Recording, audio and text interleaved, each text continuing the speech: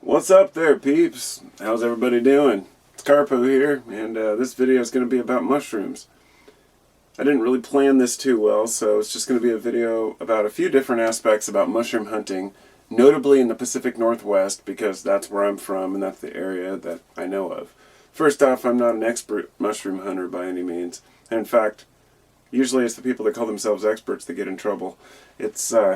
It is something you have to be cautious about, especially when you're hunting for edible mushrooms, psychoactive mushrooms, any type of mushroom. You have to watch out for lookalikes.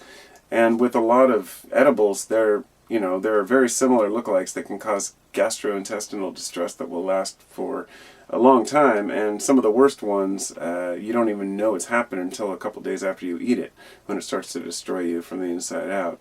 More or less, it just shuts down your liver and your organs, your kidneys. So you have to be careful. But that's the worst that can happen. And it scares a lot of people off from hunting for edible mushrooms. Now, when it comes to psychedelic mushrooms, this is a totally different angle because generally, when people say, what kind of mushrooms can I find and where can I find them? It really depends on where you live. For example, the most common mushroom that's usually consumed by people who take mushrooms, let's say, that they buy from someone, are Psilocybin cubensis. Cubensis are a pretty fast-growing, easy-to-grow mushroom that is fairly consistent and has good yields. And so people grow them actually indoors. Most of the ones that, of course, you buy on the street or buy at a festival or anywhere are grown indoors. The ones that are grown outdoors are usually harvested by seasonally, but they only grow, this is from what I know, and like I said, I'm not an expert on all the areas. In Florida is where cubensis grow wild, and probably in areas of Texas and down in the south too. But you can find it, I guess, growing in the dunes from what I understood, but it does grow on poop. So I'm kind of confused as to the actual substrate or whatnot in its natural home. But the point being that a lot of these other mushrooms, there are ones called laughing gems that grow in various places. There are a lot of varieties of psilocybin mushrooms that are not quite as potent, that people don't take regularly. So I'm going to omit those for now, and I'm going to omit cubensis since they're a commercially grown psychedelic. And I'm going to focus on two main wood-loving fungus, which are Psilocybe cyanescens and Psilocybe azurescens. Now the word azure means blue. So azurescens is a reflection on the fact that the stems are significantly blue and bruise easily, whereas a lot of psychedelic mushrooms, and most of the most desirable ones, do bruise blue on the stem when you pinch it and just leave it for a few minutes. And that's one good way to say, oh, it might be psychoactive, but don't rely on that completely. There's a lot of blue mushrooms that aren't psychoactive. What you need to do is take a spore print. And I'm not going to go into the details and the colors, and purple is what you're looking for, purple, blue, but there's more to it. You have to know what you're doing. You have to be aware of all the different angles. And collecting mushrooms can be a dangerous thing. There was an aspect of collecting psychedelics that I was aware of, but I didn't realize the significance of. And when I made a video about psychedelics yesterday, I mentioned mushrooms, and I thought, afterwards, and when I was doing a little research, I started looking more into this mushroom or psilocybin psychedelic paralysis. Now, this would scare anybody away from wanting to take psychedelics. So I'll tell you, I've only taken azurescens once or twice, and once I only took a gram. The last time I shroomed, I took 1 gram of very, very, very dry azurescens. There were several small ones, basically, 5 or 6, but about 1 weighed gram. And I'll tell you, it kind of incapacitated me for a while. I had a great time. I really enjoyed it. We were out camping. But the person I was with, myself, my wife and I we had a great time just chilling out. But it was pretty intense. Now, the reason why is because there are other components within these mushrooms, especially azurescens, like baeocystin. Now, baeocystin, how does it act on its own and separate from psilocybin? We just don't know. But the active compound in mushrooms that is the one we're after is psilocybin. Generally, when you eat the mushroom, there's a lot of psilocin in it, and that psilocin metabolizes in your body into psilocybin. So, sorry to get too technical. I just wanted to get to some of the main points of why I'm talking about this, because if you live in the Pacific Northwest and you're going to harvest either cyanescens or azurescens, now both of these are wood-loving mushrooms. Even though azurescens grow on the coast, they do grow in the wood there, and there's a lot of wood substrate in the area. Now, it turns out that these mushrooms produce something, or contain something, that can hit a person about 4 to 6 hours after they take these mushrooms and cause actual paralysis of either the arms or the legs. It's unpredictable. Sometimes people's face, they can't make any expression. Some people have claimed it lasts even the next day. Usually they say, the interesting thing is it hits 4 to 6 hours, like towards the end of the trip, and it lasts for 2 hours, 10 hours, depending on the person and the situation. And I found it fascinating when I read the stories. It scares the hell out of people, naturally. This is something, as a Northwesterner, I wasn't aware of. And I've never taken a large dose of those, and I'm glad I haven't, because that is kind of a freaky thing to be aware of.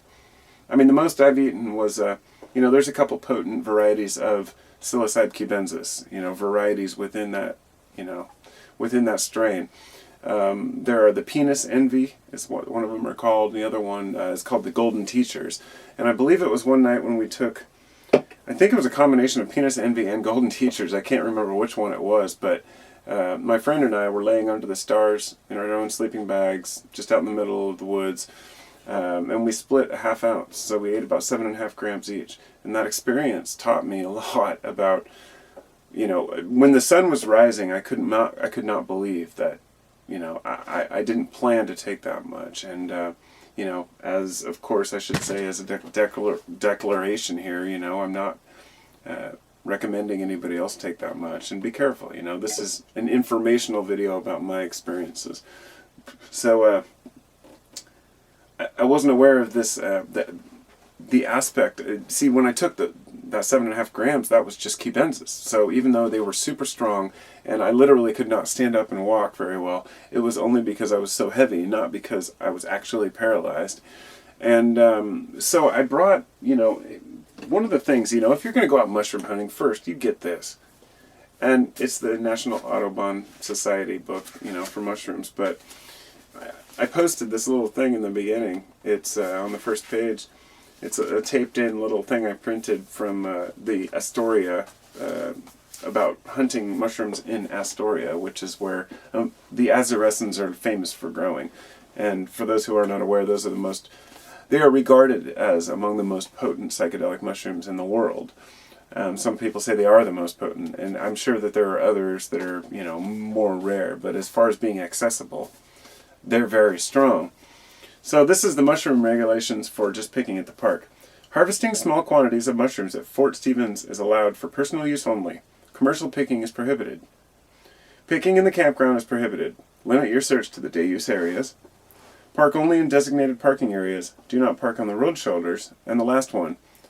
Picking of psilocybin, or hallucinogenic mushrooms, is a felony and therefore prohibited.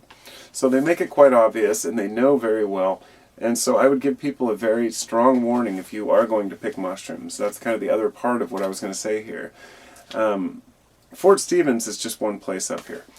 But we have just over the bridge, north of Astoria in Washington, is a place called Cape Disappointment. And people get busted there every year. There's no mushroom picking at all allowed, so if a cop harasses you, you're screwed. There's a case of a 63-year-old guy who got busted there a while back. He was actually a mycologist researching mushrooms, and he thought he'd found a whole new strain of mushrooms, and the cops busted him, and he's been going through all this stuff. I mean, it's a system for them. They watch for mushroom pickers, and then they go bust them. If you're going to go pick mushrooms out on the coast, you be careful. And the interesting thing is that the azurescens grow out on the coast, but the cyanescens, now these are the pan-cyanescens, the big fat wavy caps they call them, they grow here in the valley, right near where I am. I guarantee within a mile of me there's probably a huge armload of cyanescens. I just don't know where to look.